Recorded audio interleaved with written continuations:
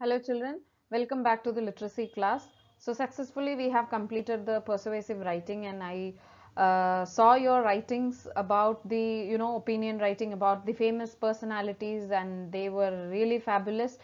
Great. It shows how much deeply you have understood how to write a persuasive writing, how to persuade people, right? So that was great. So this time and how the world works, and that theme we are going to learn about descriptive writing. I know already in last year you have discussed and written a lot of descriptive writing, but since you are in grade 3, we need to upgrade ourselves by adding more details into our writing. So this is just a writing sample which we have already discussed.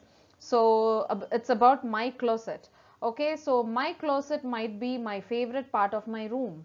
It is special to me because it's always private. So she likes her closet to be private because she doesn't share it with anyone. I know that if I put something in my closet, I'm the only one who is allowed to see it because it is private. So I keep some of my favorite things in there along with a ton of other stuff. My closet is crowded with things that tell about me. So her closet is like as you said, some of you said me that it's her self-identity box, which is really big in size, isn't it? Yes, it is her self-identity box because she keeps her belongings there. Everything is there. She keeps all her stuffs there.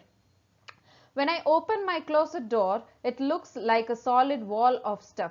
The top shelf is stacked to the ceiling with shoe boxes, most stuffed with old toys, notes, letters, stickers, and other special things from my past. So her closet is, you know, it has got things that is from her past as well, not only the present things. That it's like an old memory. So she has described it in a great way where she is telling us exactly how it looks like, and where what are the things that is being stacked and what it consists of. Okay, and the hangers are crammed with clothes.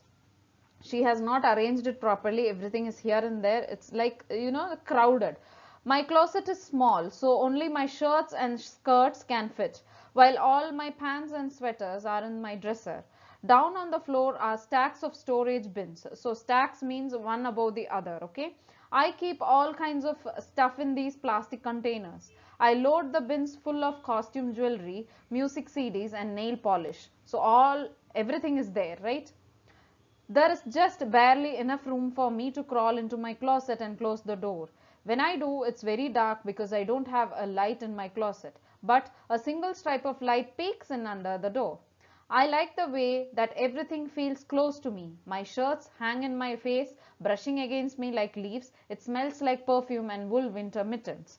So her closet is very small.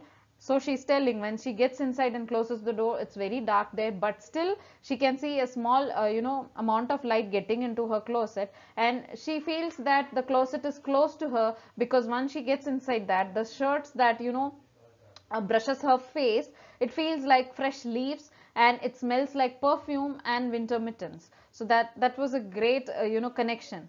I also like that my closet is full of colors. My shirts and skirts are bright and sunny, and the shoe boxes come in a rainbow of shades. The plastic bins remind me of tempera paint cakes from art classes. When I open up the bins, the jewelry and nail polish create a riot of color and sparkle. So her closet is really colorful, even though they are crowded with different dresses. Her skirts and shirts are very bright and they are sunny. It's really bright that it creates a shade of, rainbow colors. Okay, if you were into my closet, you would see that I'm a happy person who likes to save things. You would see that I like bright colors and that I like to think about my past. My closet tells you what a fun but thoughtful person I am. That's a really good closing sentence because she has explained and described about herself. What she likes is bright colors, and she is not a person who arranges everything, who organizes everything, but her closet is full of bright and colorful things, her past memories, her favorite things. Even though the closet is small, she has crowded it with lots and lots of her memories. It's like a memory box to her, and she says that it will reveal how a thoughtful person she is. Yes, because she has collected all her memories in one place. She's looking it like a treasure. she feels that that is a treasure to her.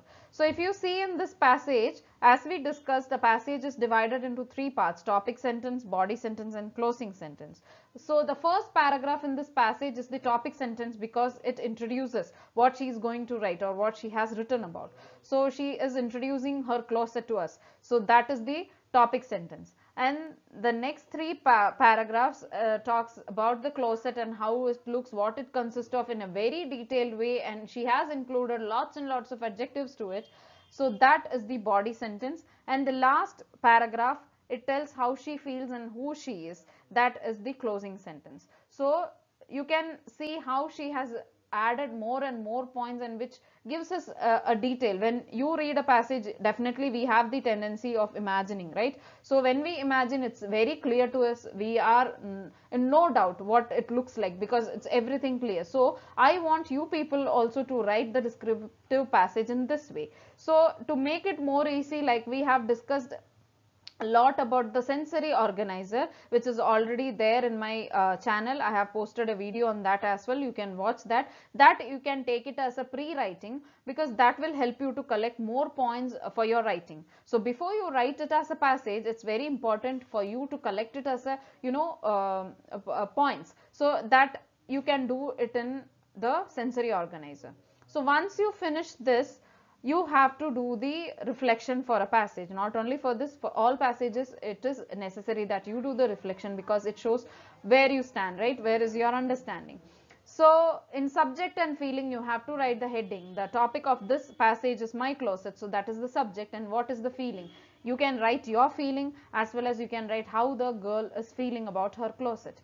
Okay, an idea about subject, there are three boxes given there. You can just write it in short, like what is the idea given. For example, in the second passage, she has shared about the looks of the closet. So you can just write one or two words about the looks, or one sentence, and in supporting details you need to explain how does it look. So you need to do that. And what was the interesting fact that you found about the closet, that you need to write in the interesting idea.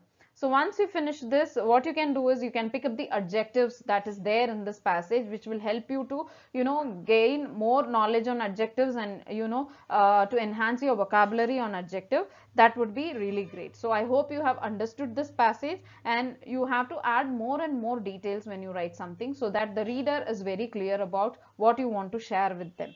Okay, so till I see you for the next class. Bye. Take care.